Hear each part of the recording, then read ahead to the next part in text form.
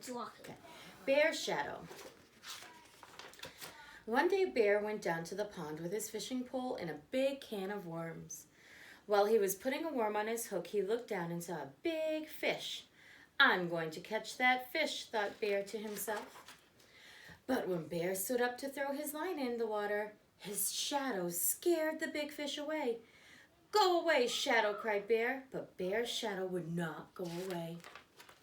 Okay, said Bear, if you won't go away on your own, then I will just have to get rid of you.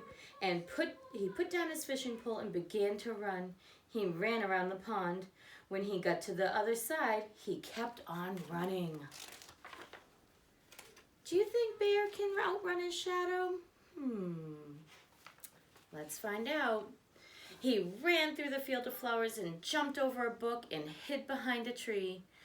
Good, thought Bear, now Shadow can't find me. Why do you think Shadow can't find him in the picture? Because it's behind him, maybe? But Bear was wrong. When he stepped out from behind the tree, the first thing he saw was a shadow. Nearby was a cliff. Bear walked over to the cliff and looked up. I'll climb up so high Shadow won't be able to follow me, thought Bear.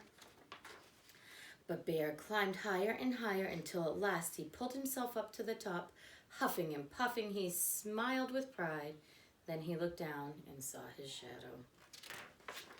Now Bear was very annoyed, so he went home and got a hammer and some nails to nail his shadow to the ground. He hammered and hammered and hammered, but no matter how many nails he hammered, he couldn't nail his shadow to the ground. If I can't nail him down, thought Bear, maybe I can bury him. So he got his shovel and dug a hole. When he dug his hole really deep and wide, he let his shadow fall in the hole. Then Bear filled the hole with dirt. When he was finished, it was almost noon. Look where the sun is when it's almost noon. The sun was high in the sky and the shadow was nowhere to be seen.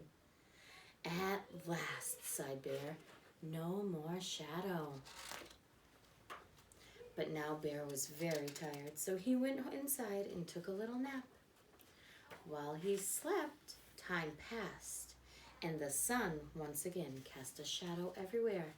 So look what's happening to the shadow as the sun's changing position in the sky.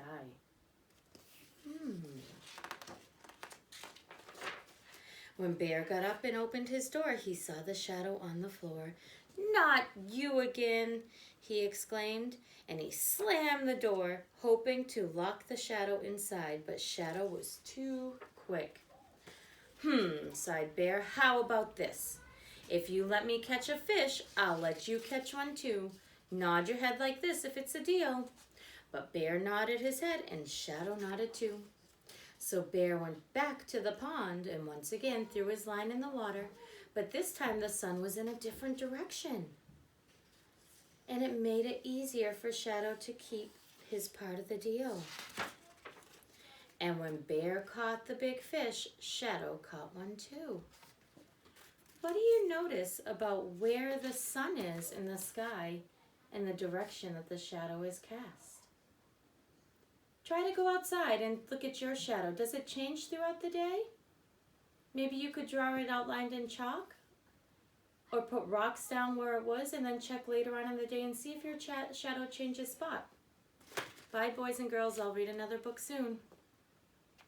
Hit the red button, Zion.